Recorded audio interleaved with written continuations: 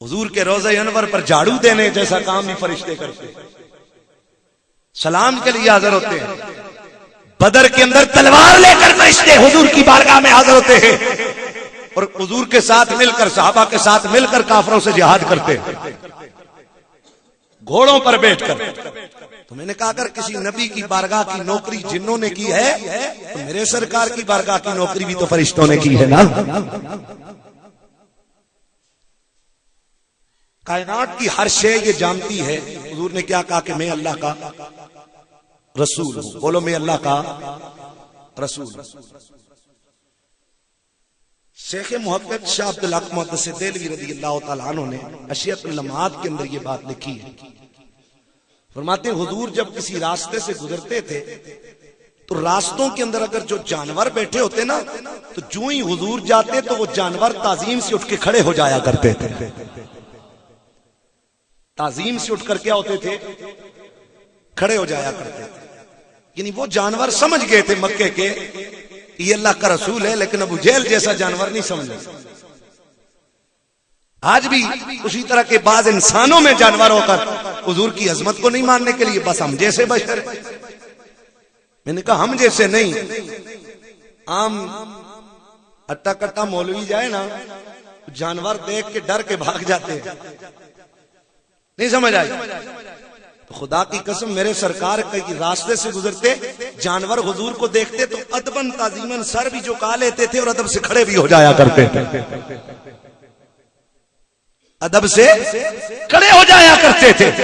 انہیں بھی خدا نے یہ شعور دے رکھا تھا، اگر کوئی انسان کھڑا ہوتا تو کہتے یہ بریلوی ہے، یہ کون ہے؟ اسے احمد رضا نے سکھایا ہے۔ الحمدللہ ہر ادب کی بات ہمارے کھاتے میں آ جاتی ہے، خدا کی تقسیم پر بھی ہمیں فخر ہے کہ جو ادب کی بات ہوتی ہے، حضور کے ادب کی بات، عشق کی بات، محبت کی بات، لوگ کہہ دیتے ہیں یہ بریلویوں کا کام ہے، اور کوئی بھی ادبی اور گستاخی کی بات ہوتی تو لوگ کہتے ہیں انہوں نے کام ہے، اور نہیں سمجھ آئی، یہ ان کا کام ہے۔ بہرحال حضور نے صحابہ کرام رضوان اللہ تعالی علیہ مجمعین کو حج کا جو طریقہ سکھایا تھا نا، کعبے کے گرد طواف کر کے، حجر اسود کو چوم کر، صفا مروہ کے درمیان سعی کر کے، تو حضور نے اونٹنی پہ بیٹھ کر سکھایا تھا۔ بولو کس پر بیٹھ کر؟ اور مسجد حرام میں گویا حضور کی اونٹنی گھومی، حضور کی اونٹنی چلی، صفا مروہ پر چلی، کیوں؟ سرکار اونچی جگہ پر بیٹھے تاکہ صحابہ حضور کو دیکھ کر حج کے طریقے سیکھ لیں۔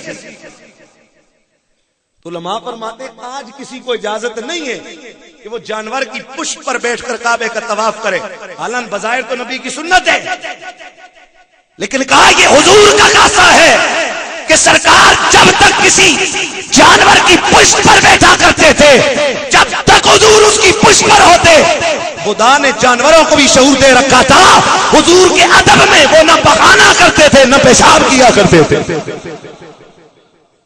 انہیں بھی پتا ہوتا تھا کہ ہماری پشت پر خدا کا محبوب بیٹھا ہوا، ہماری پشت پر خدا کا رسول ہے۔ گویا حضور جن جانوروں کی پشت پر بیٹھ جائیں ان جانوروں کو بھی حرم مقدس کی عزت بھی سمجھ آ جاتی ہے، ادب بھی سمجھ آ جاتا ہے۔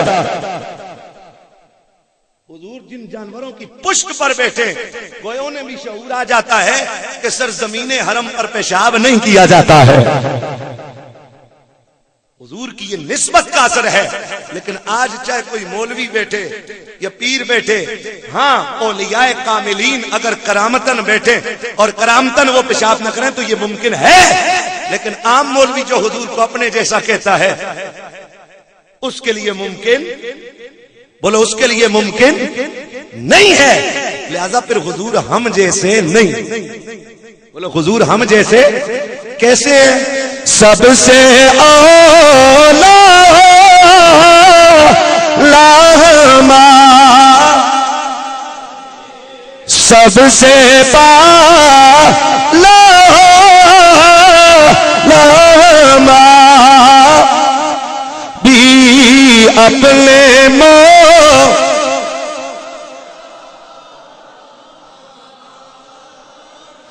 دونوں عالم کا دولا ہمارا نبی دونوں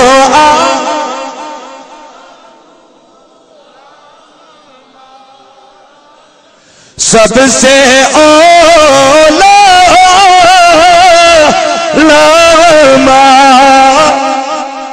بھی سب سے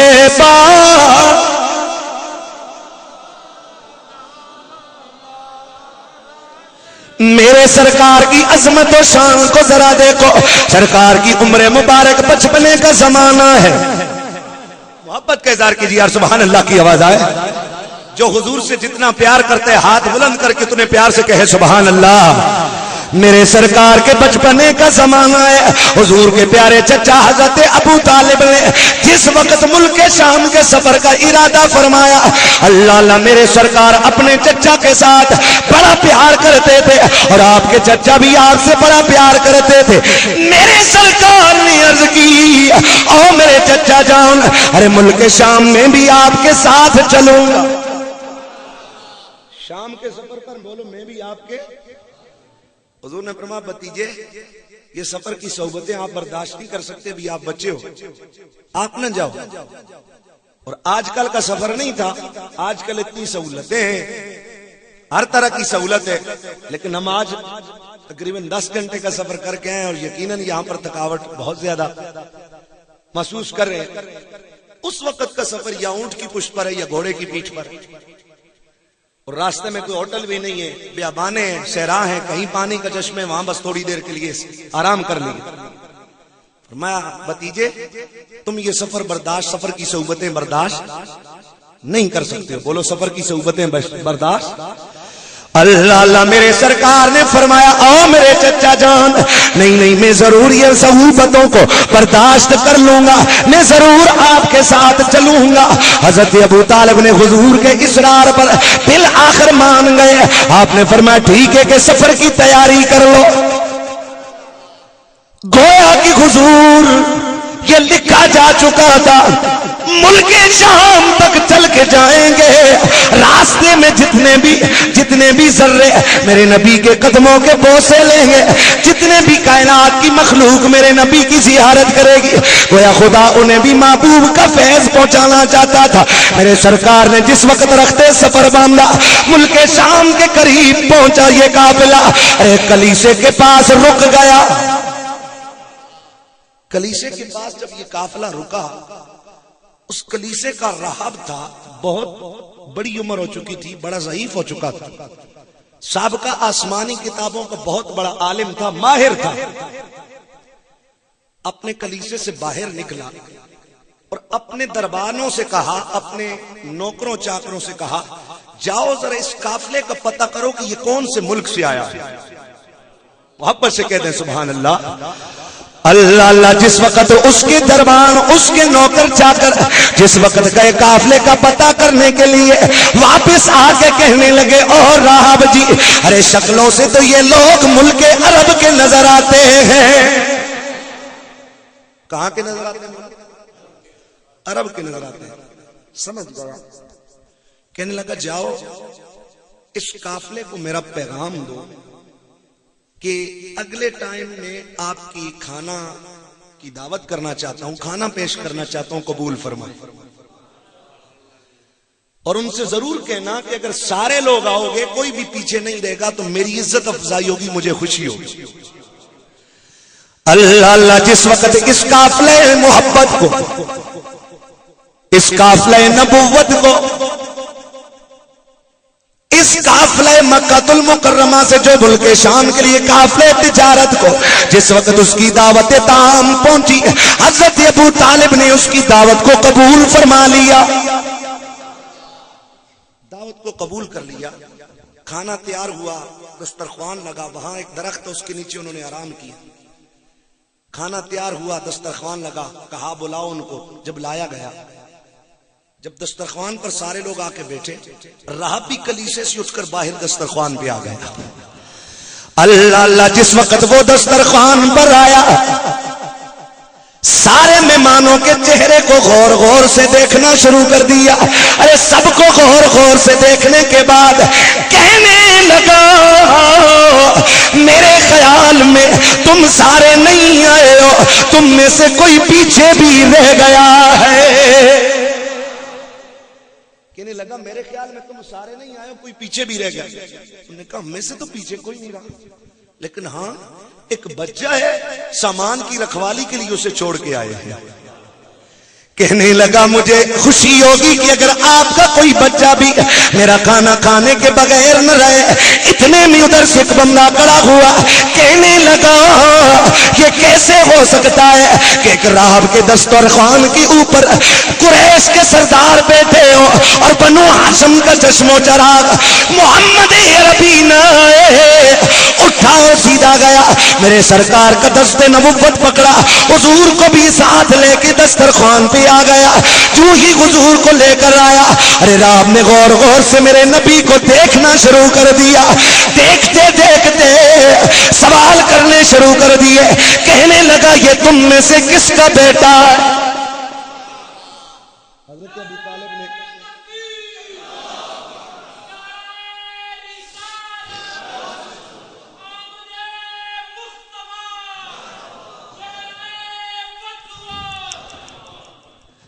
کہنے لگا کہ یہ تم میں سے کس کا بیٹا ہے؟ حضرت ابو طالب نے فرمایا کہ یہ میرا بیٹا ہے, کیونکہ مکہ المکرمہ آل عرب اور آل حرمین بھتیجے کو بھی بیٹا کہتے تھے, اور ہمارے ہاں بھی یہ رواج ہے لوگ بھتیجے کو اپنا بیٹا کہہ دیتے ہیں. راہب نے جب ان کی یہ بات سنی حیران ہو کے کہنے لگا کہ میرے علم کے مطابق یہ تمہارا حقیقی بیٹا نہیں ہے. جہاں تک میرا علم ہے تو اس بچے کا باپ دنیا میں ہی نہیں ہے.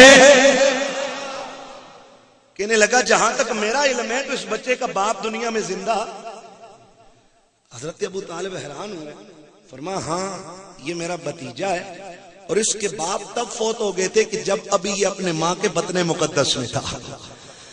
اللہ اللہ, اگلا سوال اس نے خود کیا, جواب بھی خود دیا. کہنے لگا کیا اس کے باپ کا نام عبداللہ تھا؟ فرمایا ہاں اس کے باپ کا نام عبداللہ ہے. کہنے لگا تم قوم قریش سے ہو؟ فرمایا ہاں ہم قوم قریش سے ہیں. اگلا سوال کر کے کہنے لگا پھر جہاں تک میرا علم ہے تو میرے علم کے مطابق اس بچے کی ماں بھی اس دنیا سے رخصت ہو گئی ہے. فرمایا میرے علم کے مطابق اس بچے کی ماں بھی دنیا میں موجود ہے. بولو دنیا میں موجود. حضرت ابو طالب اور حیران ہوئے, ساتھ جو لوگ آئے ہوئے اور حیران ہوئے کہ پہلی مرتبہ یہ بچہ ملک شام آیا ہے, راستہ ہے, سفر ہے, اور یہ راہب سے کبھی ملاقات نہیں ہوئی, اور یہ نشانیاں بڑی پکی پکی بتا رہا. فرمایا ہاں اس کی ماں بھی دنیا میں موجود نہیں. جب یہ 6 سال کا تھا تو اس کی ماں دنیا سے بھی چلی گئی تھی. اگلا سوال اس سے بھی حیران کن تھا. کہنے لگا او قافلے والوں مجھے بتاؤ نا کہ اس بچے کی آنکھوں کے اندر جو سرخ سرخ ڈورے ہیں, فرمایا جو سرخ سرخ ڈورے ہیں اس کی جو نگاہوں کے اندر سرخی موجود ہے.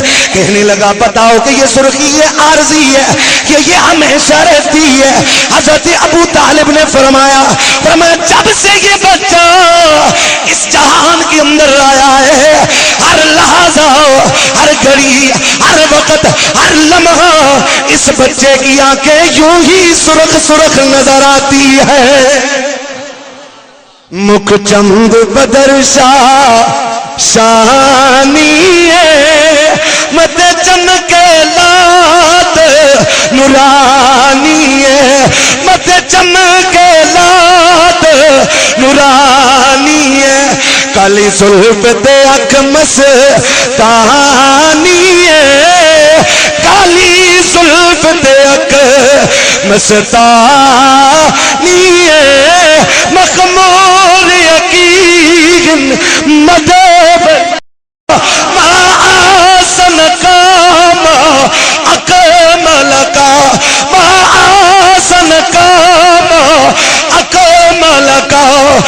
کتھے میرے علی کتھے تیری ثنا بولو کتھے میرے علی کتھے تیری ثنا شتا ککھیاں کتھے چاریاں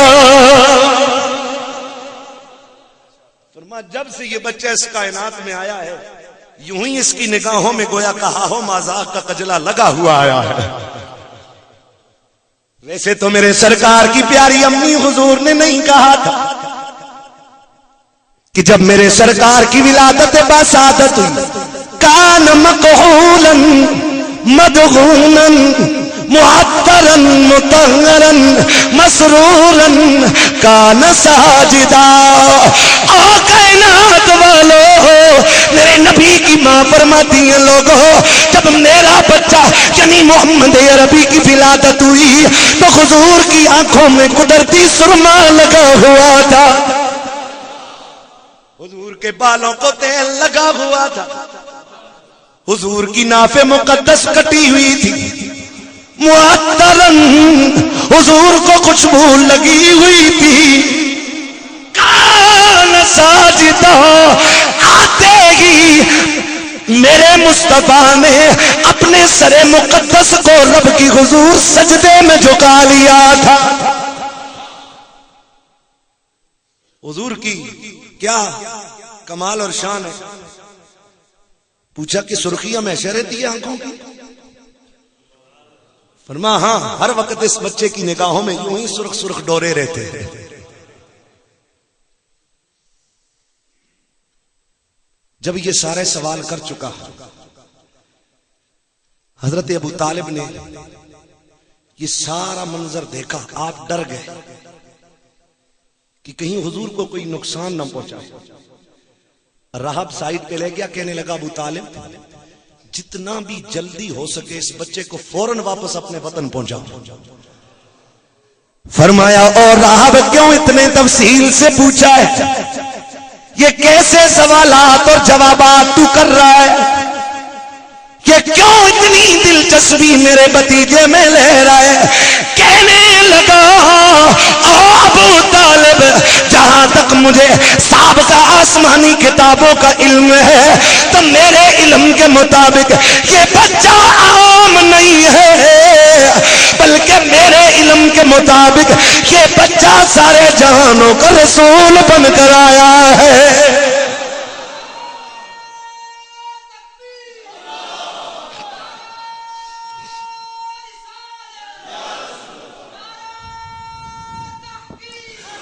معصوم خدا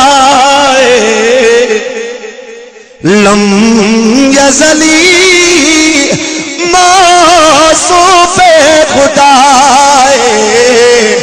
لم یزلی نزل قرآن فی مدرت پیر میر علی شاہ صاحب فرماتے ہوئے کوئی اور کسی کا موصوف ہوتا ہے میرے نبی کی وہ ذات ہے کہ جس کی صفتیں خود خدا نے بیان فرمائی ہے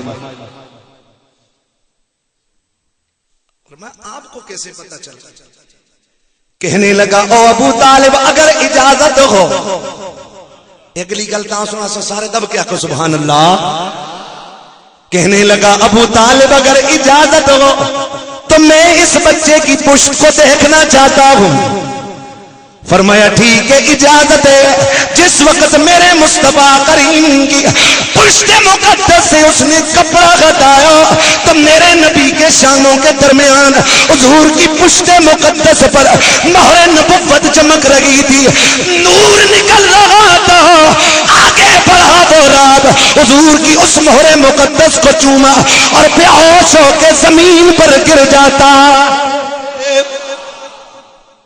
بے ہوش ہو کے زمین پر گر جاتا ہے ہوش آیا پھر یہی کہتے ابو طالب جتنا جلدی ہو کہیں یہود کو پتا چل گیا اس بچے کے بڑے دشمن ہیں فوراً اس کو پہنچاؤ کیوں فرمایا میں نے اس قافلے کو دعوت اس لیے دی کہنے لگا او ابو طالب جس وقت تمہارا قافلہ اس گھاٹی سے نمودار ہوا تمہارا قافلہ اس گھاٹی سے ظاہر ہوا کہنے لگا میں نے اپنی نظروں سے دیکھا ہے کہ سارے کے سارے درخت سجدے میں جھک گئے تھے اور درختوں نے آج تک کسی اور کو سجدہ نہیں کیا. درخت اگر سجدہ کرتے ہیں تو فقط خدا کے سچے نبی کو سجدہ کرتے ہیں. ہم نے اپنی نظروں سے دیکھا, اس نے کہا میں نے اپنی نگاہوں سے دیکھا ہے کہ جب تمہارا قافلہ آیا تو اس کے سامنے درخت سجدے کر رہے تھے. میں سمجھ گیا کہ اس قافلے میں خدا کا کوئی نبی ہے, اور کتابوں میں لکھا ہے کہ اور کائنات میں کوئی نبی نہیں آ سکتا, ایک ہی نبی آئے گا جس کا نام محمد عربی ہوگا, باپ کا نام عبداللہ ہوگا. فرمایا یہ وہی آخری نبی ہے جو خاتم النبیین بن کے آیا ہے, جو خاتم وما من شیء الا یعلم انی رسول اللہ. اور کہنے لگا جب یہ قافلہ آیا تو آسمان صاف تھا.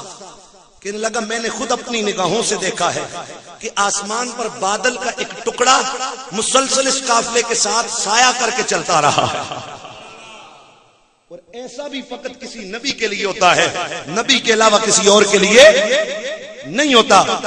کہا میں سمجھ گیا تھا کہ اس قافلے میں ضرور خدا کا نبی ہے, اور جب یہ قافلہ درخت کے نیچے آ کے رکا تو بادل کا ٹکڑا بھی درخت کے اوپر رک گیا.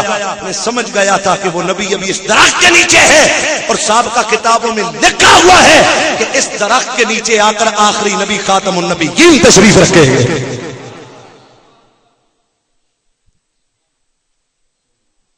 یا ایھا الناس انی رسول اللہ علیکم جمیعا. گویا بادلوں نے بھی کہا ہو کہ یہ ہمارا بھی رسول ہے تو ہم بھی اس کی غلامی کر لیں. درختوں نے حضور کی غلامی کی, اور شیخ محقق فرماتے ہیں کہ جب دھوپ میں حضور کسی درخت کے سائے میں بیٹھنے کے لیے جاتے,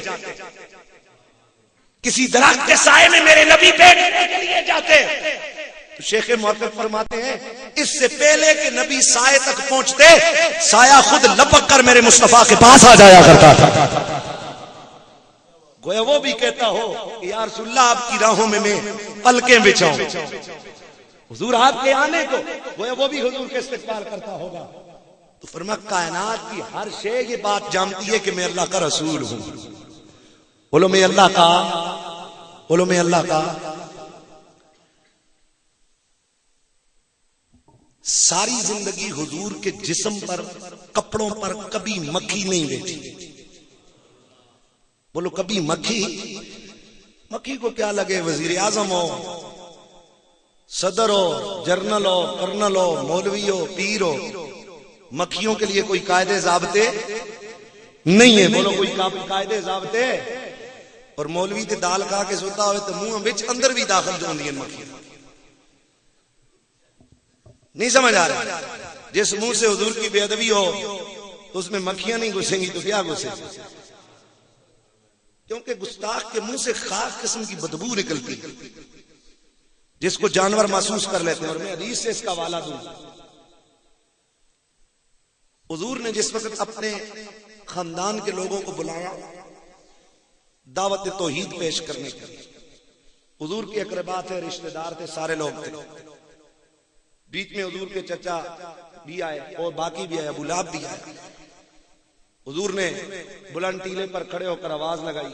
عربوں کا دستور تھا, قوم ساری پہنچ جاتی تھی, آواز کوئی لگائے, ساری قوم پہنچی ہے. محمد بتاؤ کس نے حملہ کیا ہے, کس نے تمہیں ستایا, ہم اس سے انتقام لیں گے. فرمایا اس لیے بلایا کہ اللہ وحدہ لا شریک ہے, میں اللہ کا سچا رسول ہوں. ابو لہب نے سنا آگ بگول ہو گیا. استغفر اللہ, اس نے کہا تبن لک یا محمد, استغفر اللہ, محمد تیرے ہاتھ ٹوٹ جائیں, اس لیے بلایا. خالق کونین, اس سے پہلے کہ کوئی انسان حضور کی طرف سے ابو جہل کو ابو لہب کو جواب دیتا, خالق کونین نے جبریل کو قرآن کی آیت دے کر بھیجا. تبت یدا ابی لہب وتب, ابو لہب کے دونوں ہاتھ ٹوٹ جائیں. اے اللہ چاہتا تو فوراً ابو لہب کو ہلاک کر دیتا.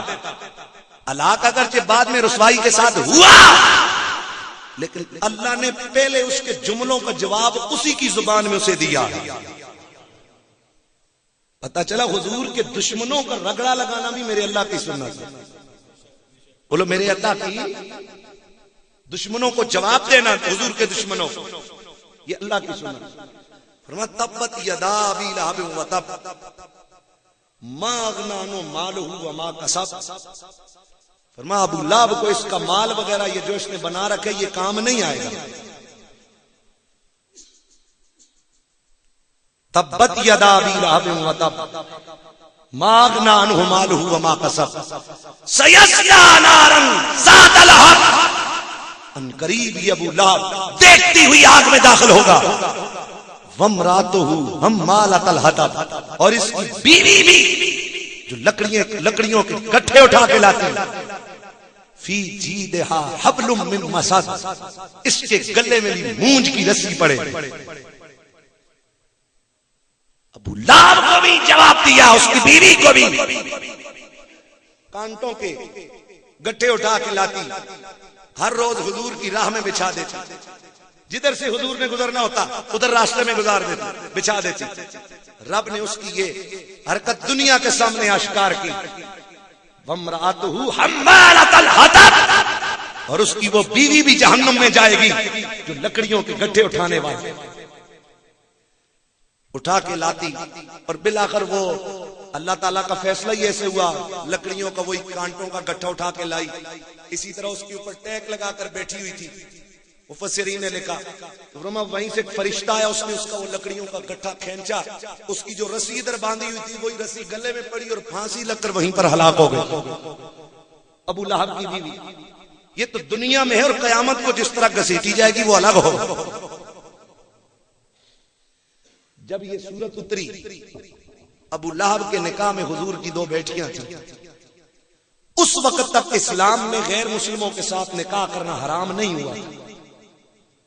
بولو نکاح کرنا حرام نہیں ہوا تھا.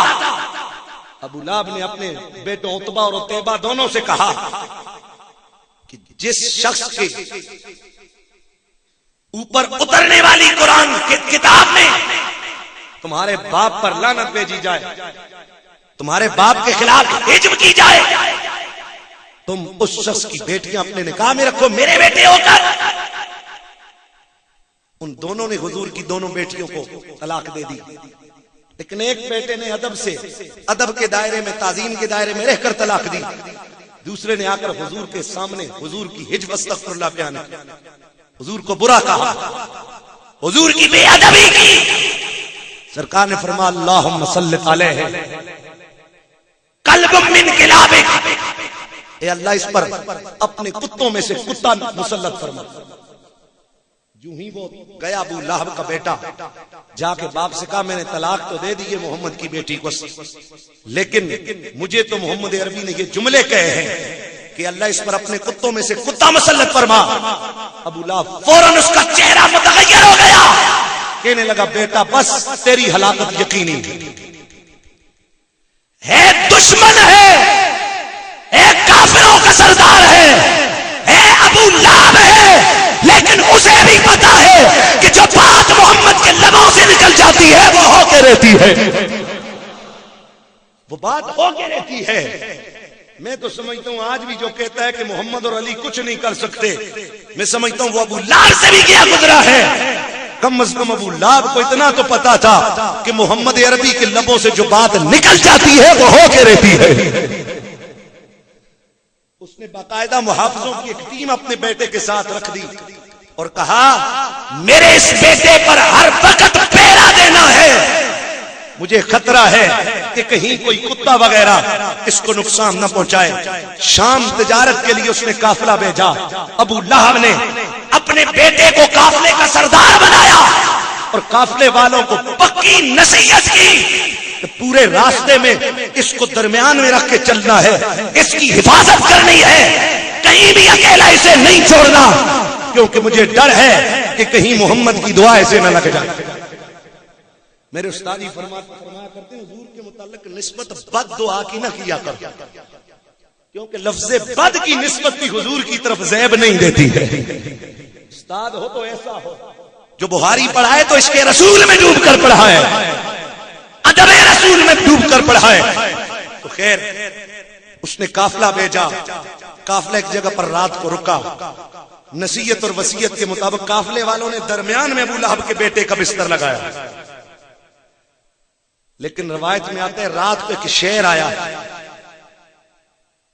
جب آیا سب قافلے والوں کے منہ سونگے، سب کے منہ سونگتا ہوا کناروں سے نکل کر درمیان میں آیا، اور جہاں ابو لہب کا بیٹا عتیبہ لیٹا ہوا تھا آ کر اس کے منہ کو سونگتے ہی اس پر حملہ کر کے اس کو واسطے جہنم کر دیا تھا۔ گویا ایک بات یہ ثابت ہوئی کہ جو لامتی کو ٹھکانے لگاتا ہے وہ خدا کا شعر ہوتا ہے۔ اور نہیں سمجھے یار،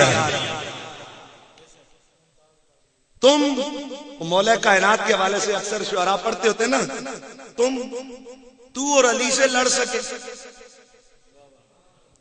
تو اور علی سے لڑ سکے، یہ تیری عقل کا پھیر ہے، تو کفر کی لومڑی، علی خدا کا شعر ہے۔ علی بھی خدا کا شعر ہے، علی کے چاہنے والے بھی خدا کا شعر ہے، تو نبی کی ناموس کا جو سپاہی ہوتے ہیں وہ شعر ہوتا ہے، چاہے حقیقی شعر کے روپ میں ہو، چاہے غازی اسلام، محافظ ناموس رسالت، مجاہد ملت اسلامیہ، ملک ممتاز حسین قادری جیسا کوئی غازی ہو، جس زمانے میں ہو شعر ہوتا ہے۔ عقلیں دنگ رہتی ہیں، حضور کی ناموس کے مجاہد ایسی بہادری دکھا کے جاتے ہیں۔ تو خیر، اور دوسری بات اس سے پتہ چلی کہ گستاخ اور بے ادب کے منہ سے بدبو بھی نکلتی ہے، بو بھی نکلتی ہے جس کو جانور بھی محسوس کر لیتے ہیں۔ اور جہاں آل محبت کی، چلو یار یہیں پر ایک بات آئیے تو سنو ایک آل محبت کی بات، نبی کے گستاخوں کا یہ حال ہے، اور حضرت سفینہ رضی اللہ تعالیٰ عنہ، یہ حضور نے ان کو لقب عطا فرمایا تھا، ٹلے نہیں رہا دب کے سبحان اللہ۔ سفر کے دوران وزن زیادہ ہو گیا، حضور نے فرمایا اس پر اس کو دے دو، حضرت سفینہ کو، ان کو دیا، فرمایا اور بھی اس پر ڈال دو، اور دیا، فرمایا اور بھی اس پر ڈال دو، سب سے آگے نکل گئے وزن اٹھا کر۔ میرے سرکار نے ان کا نام بدل کر فرمایا آج کے بعد یہ سفینہ ہے، سفینہ کہتے کشتی اور جہاز، سمندری جہاز کو، یہ کشتی ہے، یہ حضرت سفینہ کفار نے قید کر کے لے گئے۔ آپ کو ایک دن خبر پہنچی کہ ان کے اس علاقے میں مسلمانوں کے قافلہ گیا ہوا ہے، رات کو کچھ نہ کچھ کر کے آپ اس قید سے بھاگے، جب بھاگے باہر نکلے ان کے قید خانے سے، کافروں کے قید خانے سے، آگے جنگل آ گیا، جنگل سے اچانک ایک شیر باہر نکلا اور محبت سے کہتا سبحان اللہ اللہ اللہ۔ جس وقت وہ شیر باہر نکل آیا، میرے سرکار کی نگاہوں کے خریدار نے، میرے مصطفیٰ کے جاننے سار نے، میرے مصطفیٰ کے دیوانے نے بڑے تمتماغ سے فرمایا او شیر سن لے کہ میں محمد عربی کا غلام ہوں۔ فرمایا شیر سن، میں محمد عربی کا غلام ہوں، اور ساتھ یہ بھی سن میں راستہ بھول گیا ہوں۔ میں کیا ہوں؟ فرمایا میں راستہ بھول گیا ہوں، میں محمد عربی کا شیر، میں محمد عربی کا غلام ہوں۔ خدا کی قسم حدیث پاک میں آتا ہے اس شیر نے دم ہلایا، دم ہلا کر سر جھکا کر حضرت سفینہ کے آگے آگے چلنا شروع کر دیا، حتیٰ کہ حضرت سفینہ جا کر مسلمانوں کے قافلے سے جس وقت ملے تو شیر پھر محبت اور آرام سے واپس پلٹ آیا تھا۔ ایک طرف دشمن رسول ہے اور ایک طرف غلام رسول ہے، ایک طرف غلام رسول ہے، دشمن رسول کو ڈھونڈ ڈھونڈ کر اس کے منہ کی بدبو سن کر اس تک پہنچ جاتا ہے، محمد عربی کی غلام کی آواز سن کر سر کو جھکا لیتا ہے۔ تو یار حضور تو حضور ہے، فرمایا کائنات کی عرش جانتی ہے میں اللہ کا، خود حضور تعارف کروائیں یہ تو الگ بات ہے، حضور کا تعارف حضور کا غلام کروا دے تو حضور کے غلاموں کا بھی جنگل کے جانور عزت کرتے نظر آتے ہیں۔ میرے سرکار کی بارگاہ ایک دن لگی ہوئی، حضور کی بارگاہ لگی ہوئی ہے، ادھر سے ایک اونٹ بھاگتا ہوا آیا.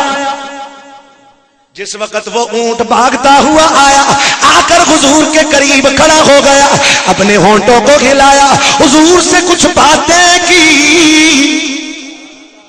ملا کہتے ہیں نبی نے اردو ہمارے مدرسے سے سیکھی. تو میں نے کہا جو جانور حضور سے باتیں کرتے تھے حضور ان کو بات کر کے سمجھا دیتے تھے، تو وہ بولی کہاں سے سیکھی؟ سرکار نے اونٹ کو یہاں پر دلاسا دیا، کانوں کے پیچھے والی جگہ جہاں پر پسینہ جانور کو آتا ہے، سرکار نے یہاں پر دست نبوت بیرا.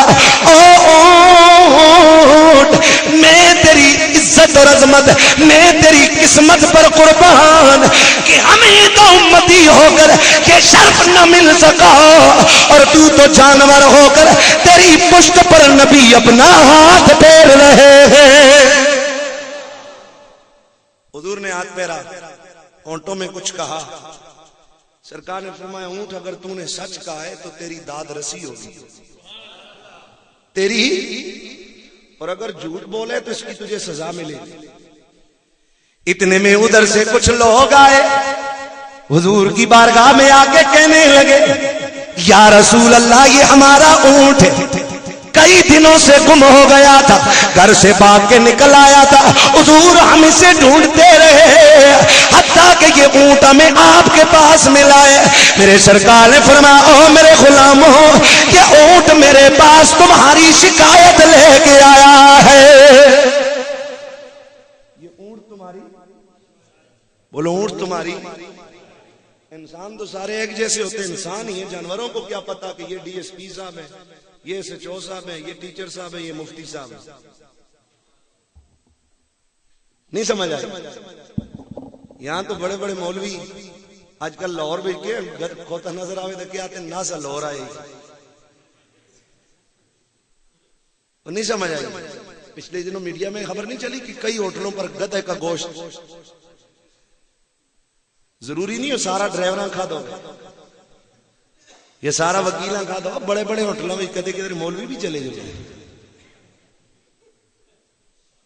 نہیں سمجھ آئے؟ یہاں بیچ میں ایک جملہ معترضہ کے طور پر میں بات کہتا ہوں. خیبر کے یہودیوں نے حضور کو کھانے میں زہر ملا کے دیا اور وہ گوشت تھا بکری کی ران کا. حضور کے سامنے رکھا، حضور نے ایک لقمہ لیا، دوسرا لقمہ توڑ کے منہ کی طرف لا رہے تھے کہ گوشت سے آواز ہے یا رسول اللہ مجھے نہ کھانا، میرے اندر زہر رکھا ہوا ہے. میں نے کہا مولوی ادھر پورا گدھا ہضم کر جاتا ہے، کھا کے مچھوں دے داڑھی تے ہاتھ مارا کرتے بڑا مزہ آیا تے نال پیسے بھی کولو دیں دے. نہیں سمجھ آئی؟ پھر وہی گوشت کھا کے جا کے تقریر کرتے ہیں نبی ہم جیسا، نبی کچھ نہیں کر سکتا، نبی کو دیوار پیچھے کی خبر نہیں. میں نے کہا وہ کوئی تیرا ہوگا، خدا کی عزت کی قسم میرا نبی تخت سرا کی بھی جانتا ہے، عرش اولا کی بھی جانتا ہے. پکا ہوا، بھونا ہوا، روسٹ کیا ہوا گوشت ہے. حضور کی بارگاہ میں کہتے ہیں یا رسول اللہ مجھے نہ کھانا، میرے اندر زہر ڈلا ہوا ہے. یہ جملہ معترضہ کی صورت میں آیا. یہ اونٹ آیا اپنی مشکل لے کر دربار مصطفیٰ میں. آج اگر کوئی مسلمان حضور کی بارگاہ میں جا کر وہاں دعا کر دے نا منہ ادھر کر کے، تو وہاں نجدی اس کو پھیر کے پیچھے موڑ دیتے ہیں یہ احمد رضا کے ماننے والے احمد رضا نے بھیجے. میں نے کہا اس اونٹ کو بھی احمد رضا نے بھیجا تھا اور نہیں سمجھے یار؟ اس اونٹ کو بھی احمد رضا بریلوی نے بھیجا تھا؟ نہیں، اس اونٹ کو جو اس کا خالق و مالک ہے رب، اس نے شعور دیا تھا کہ مصیبت میں پھنسا ہے تو جا ایک بارگاہ میں نے رکھی ہوئی ہے کہ جہاں ہر مشکل کا میں نے حل رکھا ہوا ہے. یا رسول اللہ اس نے کیا شکایت کی ہماری؟ سرکار نے فرمایا اس اونٹ نے کہا ہے کہ یا رسول اللہ میں جب جوان ہوتا تھا میرا مالک میری پشت پر بیٹھ کر گرمیوں کے موسم میں ٹھنڈے علاقوں میں جاتا اور سردیوں کے موسم میں ٹھنڈے علاقوں سے کوچ کر کے گرم علاقوں کی طرف جاتا. حضور اس نے میرے سے ساری زندگی کام لیا، اب میں بوڑھا ہو گیا ہوں، وزن اٹھانے کے قابل نہیں رہا، تو یا رسول اللہ اس نالک نے میرے مالک نے مجھے ذبح کرنے کا پروگرام بنایا ہے، یا رسول اللہ میں اس لیے بھاگ کر آپ کے پاس آ گیا ہوں کہ حضور مجھے ذبح ہونے سے بچا لیجئے۔ جب سرکار نے یہ بات ان کے سامنے رکھی، انہوں نے کہا حضور خدا کی قسم ہمارا یہی پروگرام ہے۔ میرے سرکار نے تو پہلے وعدہ کیا تھا کہ اونٹ تو نے اگر سچ کہا تو تیری داد رسی ہوگی۔ ارے جب اونٹ کی سچائی ثابت ہو گئی تو میرے سرکار نے فرمایا او میرے غلاموں کہ اونٹ میرے ہاں بیچ ڈالو۔ عرض کی یا رسول اللہ یہ آپ کا ہوا۔ حضور بیچتے نہیں، بس یہ آپ کا ہوا۔ سرکار نے فرمایا کچھ قیمت لے لو۔ عرض کرنے لگے یا رسول اللہ نہیں حضور یہ آپ کا ہوا۔ کوئی صحابہ نے کہا ہوگا جب ہم خود آپ کے ہاتھ بک گئے۔ ان اللہ اشترى من المؤمنین انفسهم واموالهم بان لهم الجنہ۔ میرا اللہ قرآن میں فرماتا ہے کہ اللہ نے مومنوں سے ان کی جان اور مال کے بدلے میں جنت کا سودا کر لیا ہے۔ گھر لٹا کے آن بیٹھے تیری نظر کے سامنے، گھر لٹا کے آن بیٹھے تیری نظر کے سامنے، تم ہمارے سامنے ہم تمہارے سامنے۔ حضور گھر لٹا کر حضور آپ کے سامنے آ گئے، ہم آپ کے ہوئے۔ یا رسول اللہ یہ اونٹ آپ کا ہوا۔ سرکار نے اونٹ کے نکیل کی رسی کھولی، رسی کھول کر میرے سرکار نے فرمایا او اونٹ جاؤ، میں محمد نے تجھے رب کی رضا کے لیے آزاد کر دیا ہے۔ جا میں نے تجھے آزاد کر لیا ہے۔ اس کے بعد وہ اونٹ ساری زندگی چلتا رہا اور یوں ہی اپنی طبی موت مرا، کسی نے اسے ذبح نہیں کیا تھا۔ لیکن اونٹ جس وقت حضور کی بارگاہ سے واپس جانے لگا، میرے سرکار کی طرف دیکھ کر پھر لبوں کو ہلایا، اپنے ہونٹوں کو کھلایا، کچھ بن بنایا۔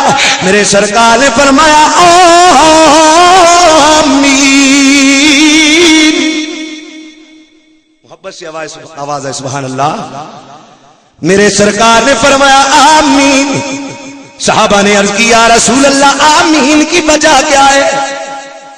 میرے سرکار نے فرمایا او میرے غلاموں، اس اونٹ نے یہ دعا دی ہے کہ یا رسول اللہ جس طرح آج آپ نے مجھے ذبح ہونے سے بچایا ہے، حضور کل قیامت والے دن اللہ آپ کی امت کو جہنم سے محفوظ کر لے۔